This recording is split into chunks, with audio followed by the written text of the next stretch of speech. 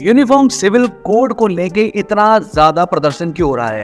क्यों लोग सड़कों पे आके इसके खिलाफ खड़े हो रहे हैं? क्यों ये इतना बड़ा मुद्दा बना हुआ है कई लोगों के व्हाट्सएप स्टेटस पे, इंस्टाग्राम की स्टोरी पे और हर जगह ये छाया हुआ है? लेकिन असल में है क्या और इससे किन किन लोगों पे फर्क पड़ने वाला है? क्यों लोग इससे घबरा रहे हैं और सरकार ये क्यों लागू करने वाली है? और कई सारे लोगों को तो मालूम भी नहीं है कि यूनिफॉर्म सिविल कोड आखिर है क्या। आज की वीडियो में हम आपको बताएंगे कि यूनिफॉर्म सिविल कोड क्या है और इससे कितना प्रभाव पड़ने वाला है और किसके ऊपर पड़ेगा। मुसलमानों के ऊपर कितना प्रभाव पड़ेगा, हिंदुओं के ऊपर कितना प्रभाव पड़ेगा, साउथ इंडिया पे कितना प्रभाव पड़ेगा, नॉर्थ ईस्ट पे कितना प्रभाव पड़ेगा। यूनिफॉर्म सिविल कोड सिर्फ मुसलमानों पे फर्क नहीं पड़ेगा बल्कि कई सारे अलग अलग वर्गों पे भी फर्क पड़ेगा। हिंदू सिविल कोड है क्या? ये जबरदस्ती मुसलमानों पे थोपना चाहते हैं, ऐसा कई सारे मुसलमानों का मानना है और ये भी कह रहे हैं कि आर्टिकल 25 का उल्लंघन हो रहा है। सबसे ज्यादा मुसलमान इसके खिलाफ जो है प्रदर्शन कर रहे हैं और ये कह रहे हैं कि हम अपने रीति रिवाज का पालन नहीं कर पाएंगे अगर एक बार लागू हो गया। हर तरफ बवाल मचा हुआ है कि यूनिफॉर्म सिविल कोड ना लागू हो, लेकिन वही तो सरकार का कहना है कि यूनिफॉर्म सिविल कोड तो लागू करके रहेंगे। 370 धारा जब सामने आई थी और उसको हटाने की बात चल रही थी तब भी ऐसे ही प्रदर्शन हो रहा था।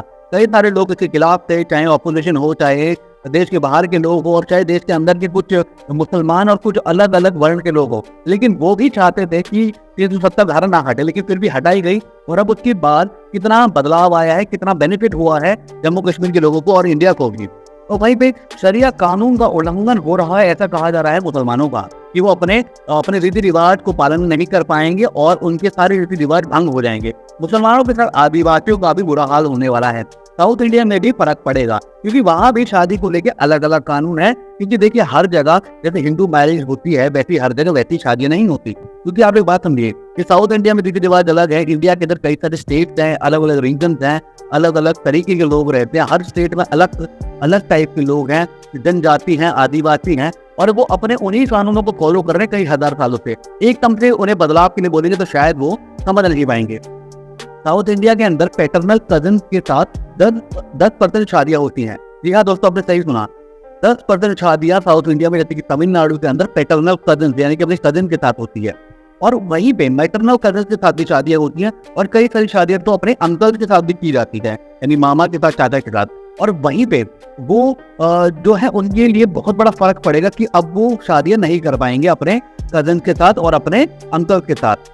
और लिव इन रिलेशन पे भी बहुत ज्यादा फर्क पड़ने वाला है कि जो यंगस्टर्स लिव इन में रहते हैं, जो शादी करने से पहले कुछ समय लिव इन में रहना चाहते हैं या फिर जो गर्लफ्रेंड बॉयफ्रेंड अपने लिव इन में रहते हैं रिलेशन के अंदर, उनके ऊपर फर्क पड़ेगा, उसके खिलाफ भी कानून आ जाएगा। और हिंदू जो है, हिंदू के ऊपर भी कई फर्क पड़ेगा, वो बताते हैं आपको क्या फर्क पड़ेगा। एक्चुअली यूनिफॉर्म सिविल कोड के अंदर ऐसा नहीं है कि किसी कुछ ही लोगों को फर्क पड़ेगा, फर्क तो देखिए हर एक को पड़ने वाला है। क्योंकि हिंदुओं के अंदर क्या है, कई सारे जैसे बनिए लोग होते हैं या फिर कई सारे ऐसे लोग हैं जो कि फैमिली बिजनेस चलाते हैं और वो अभी से नहीं कई सालों से चलाते हैं, 100 साल 500 साल से यही प्रथा है। और बनियों की प्रथा और मारवाड़ी की प्रथा तो हजारों सालों से यही है कि वो अपने फैमिली बिजनेस में लगते हैं और सब मिलकर एक ही काम को करते हैं, एक ही फैमिली बिजनेस होता है और जिसकी वजह से उनको टैक्स में भी छूट मिलती है। लेकिन अगर सिविल कोड आ जाएगा तो वो एक ही बिजनेस नहीं कर पाएंगे, उनको अलग अलग बिजनेस करना पड़ेगा, उनको टैक्स के ऊपर भी छूट नहीं मिलेगी। तो ये पारिवारिक फैमिली जो है इसके ऊपर बहुत बड़ा झगड़ा और बहुत बड़ा फर्क आने वाला है। शादी के ऊपर, तलाक के ऊपर, प्रॉपर्टी के ऊपर, गोद लेने के ऊपर, जी हाँ दोस्तों, बहुत सारी चीजों में फर्क आएगा। एक देश एक विधान की जो मांग थी हिंदू या फिर बीजेपी समाज की, वो कई समय से चली आ रही है कि एक देश एक विधान सबके साथ सेम होना चाहिए। लेकिन क्योंकि अलग अलग जनजाति है, अलग अलग कास्ट सिस्टम है, रिलीजन है, चाहे आप कितना भी बोले कि भारत एक है, लेकिन हर रीजन की लोगों का रहने का तौर तरीका अलग है। साउथ इंडिया में वो इडली और सांभर ही खाएंगे, आप जबरदस्ती उसको चिकन बिरयानी नहीं खिला सकते या आप जम्मू कश्मीर का खाना कनाडा में नहीं खिला सकते, क्योंकि उनकी रीति रिवाज ही वैसे हैं, उनका जीने का ढंग ही वैसा है। और जब तक कोई व्यक्ति खुद अपनी मन से नहीं चाहता बदलने का तो आप जबरदस्ती कैसे बदल सकते हैं।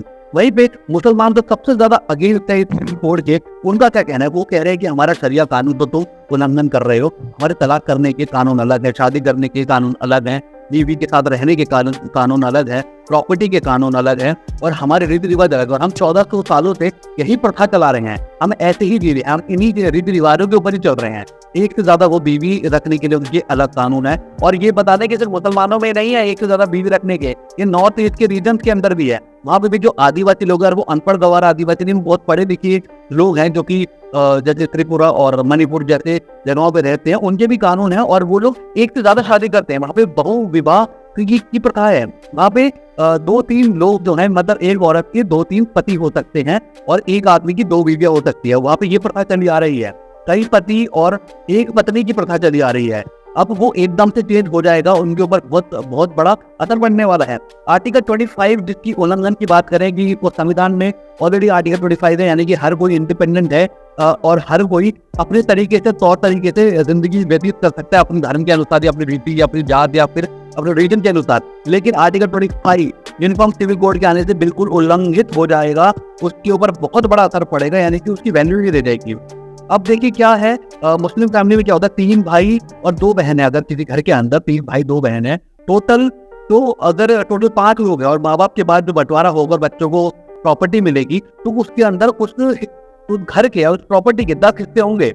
यानी कि जो 3 भाई हैं उनको 8 हिस्से मिलेंगे और जो 2 बहन हैं उनको 2 हिस्से मिलेंगे। तो उनकी प्रथा ये है। लेकिन अगर जाके यूनिफॉर्म सिविल कोड आ गया तो इन पे फर्क पड़ेगा, इनके अंदर झगड़े बढ़ जाएंगे, इनके तौर तरीके अलग हो जाएंगे। देखिए पहले भी जब 3 तलाक हटाया था और जो 370 धारा हटी थी, इसके पीछे भी बहुत विवाद होते, हर न्यूज चैनल पे लोगों ने बहुत ज्यादा प्रदर्शन किया था, लेकिन वो हटा और उसके बाद कई सारे अच्छी चीजें हुई। जैसे जम्मू कश्मीर जो है यूटी बन गया, वहाँ पे जो स्कूल कॉलेज खुले और कई सारी चीजें जो है बदलाव आए। लेकिन अब जो बात है यूनिफॉर्म सिविल कोड, वो सिर्फ किसी एक स्टेट की नहीं है, वो पूरे देश की हो रही है। यानी कि पूरे देश में एक ही कानून लागू होगा, सबको एक ही चीज फॉलो करनी पड़ेगी।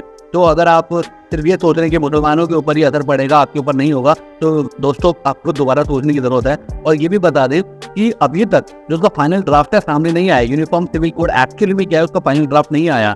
अब वो जो पार्लियामेंट की बैठक होगी उसके बाद ही सामने आएगा और एक्चुअली क्या क्या बदलाव आने वाले हैं, यानी कि प्रॉपर्टी को लेके, शादियों को लेके, तलाक को लेके, डिवोर्स को लेके और भी सारी चीजों के ऊपर। अब असल में क्या होने वाला है वो तो दोस्तों सामने आएगा, तभी मालूम पड़ेगा। लेकिन आपकी क्या राय है, आप क्या समझते हैं यूनिफॉर्म सिविल कोड को आना चाहिए इस पूरी वीडियो देखने के बाद? क्या इससे फर्क पड़ेगा या फर्क नहीं पड़ेगा? क्या अलग अलग जाति, अलग अलग धर्म, अलग अलग रीजन के लोगों के ऊपर, साउथ इंडिया, नॉर्थ ईस्ट पे, नॉर्थ में, वेस्ट में, ईस्ट में, सबके ऊपर एक ही तरह के कानून थोपना ठीक होगा? क्या वो उससे हमारे देश समृद्धि के रास्ते पे चलेगा या फिर ठीक नहीं होगा? कमेंट बॉक्स में जरूर बताइए, क्योंकि देखिए हर एक पे असर पड़ेगा। अगर आप यंगस्टर है तो आप लिव इन पे फर्क पड़ेगा, या फिर आप मुस्लिम है तो आप पे फर्क पड़ेगा, अगर फैमिली बिजनेस में है तो आप पे फर्क पड़ेगा। तो एक्चुअली सबकी राय अलग है। जब तक वो फाइनली सामने नहीं आएगा और उसका बेनिफिट होगा या उससे परेशानियां होगी, वो तो उसके लागू होने के बाद ही मालूम पड़ेगा। तो आप अपनी राय जरूर बताइए और इस वीडियो को शेयर कीजिए व्हाट्सएप पे, ट्विटर पे, लिंक्डइन पे और यूट्यूब के ऊपर, इंस्टाग्राम के ऊपर, ताकि सबको ये नॉलेज मिले। अपने तक मत सीमित रखिए इस इन्फॉर्मेशन को। और दोस्तों फिर मिलेंगे एक अगली वीडियो में कुछ नई जानकारी का, तब तक के लिए अलविदा, धन्यवाद, जय हिंद।